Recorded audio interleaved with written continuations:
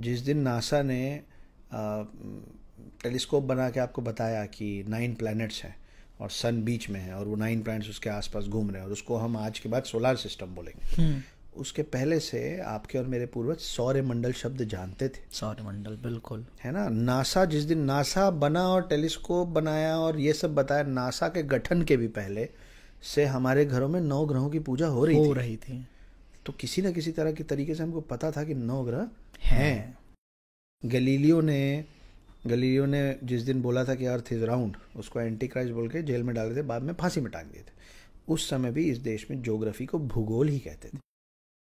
क्या भू मतलब लैंड होता है, गोल मतलब गोल होता है ना। हनुमान जी, हम ना हमारा कल्चर है बातों को कहानियों के द्वारा याद कराने और समझाने का।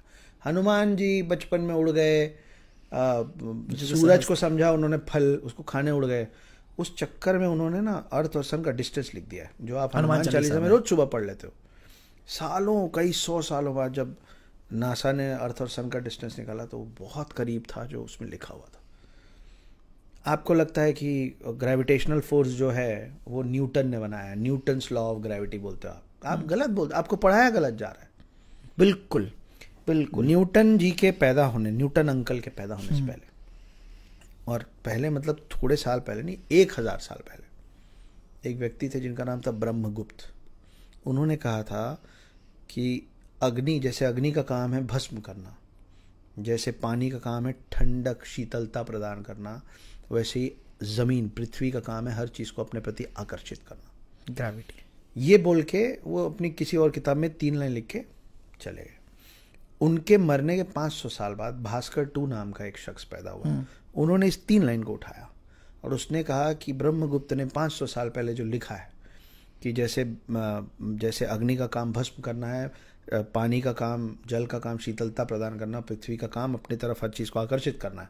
इस आकर्षित करने वाले सिस्टम को, प्रोसेस को आज से हम गुरुत्वाकर्षण कहेंगे। ओके। उनके मरने के 500 साल बाद न्यूटन अंकल पैदा हुए थे। छोड़ो, न्यूटन अंकल तो बाद में पैदा हुए थे, उनके मरने के बाद एप्पल का वो पेड़ पैदा हुआ था जिसके नीचे जाके न्यूटन अंकल बैठे थे।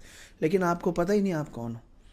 कितनी बड़ी छेड़खानी हुई है ना हमारे एजुकेशन सिस्टम के साथ। Sushruta is the first plastic surgeon of the world. Sushruta ने एक किताब लिखी, 27 वॉल्यूम में किताब लिखी जिसका नाम है सुश्रुत संहिता। सुश्रुत संहिता, हाँ। उस पूरी किताब का ट्रांसलेशन हुआ पर्शियन में, it went to Arabic countries, वहां से ट्रांसलेशन हुआ इंग्लिश में, it went to foreign countries, it became plastic surgery, it came back to us. आज की डेट में आप किसी से पूछो कि प्लास्टिक सर्जरी को हिंदी में क्या बोलते हैं, उनके मुंह से शल्य चिकित्सा नहीं निकलेगा, आता ही नहीं आपको। उन्होंने शल्य चिकित्सा शब्द बनाया, उसको इन लोगों ने ट्रांसलेट किया प्लास्टिक सर्जरी में, आपको प्लास्टिक सर्जरी पता है। सच। मैं आपका 1 घंटे का पॉडकास्ट लगातार इसी एक बात पे ये प्रूव करके ख़त्म कर सकता हूँ कि हर वो चीज़ जिस पे लोग हंसे हैं ना पहले हम पे, और आज भी कई चीज़ों का तर्क नहीं है हमारे पास, है ना। पहले लोग हंसते थे कि हैं पागल लोग हैं साले, ये बोलते हैं पुष्पक विमान था और आदमी उड़ता था। कई 100 साल तक लोग हंसे हैं हम पे ये बोल के कि आदमी उड़ नहीं सकता, आदमी उड़ नहीं सकता। फिर एक दिन राइट ब्रदर्स आए, उन्होंने हवाई जहाज में आदमी बैठा उड़ा दिया।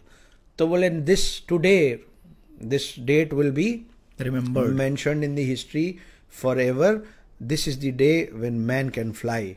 तो हमने बोला कि यही तो हम बोल रहे थे कि मैन कैन फ्लाई। उसको प्रूव करने के लिए तो उसके भी पहले से विमान पुराण लिखा हुआ है, पूरा विमान पुराण लिखा हुआ है कि कैसे विमान का शेप क्या होना चाहिए, उसका एरोडायनेमिक्स क्या होता है, उसमें फ्यूल क्या डलेगा, उसमें पायलट कहाँ बैठेगा उसको। अब आप बोलते हो कि हाँ, जो व्यक्ति विमान पुराण लिखा होगा उसको गुरुत्वाकर्षण की समझ नहीं होगी। क्यों नहीं, बिल्कुल सही।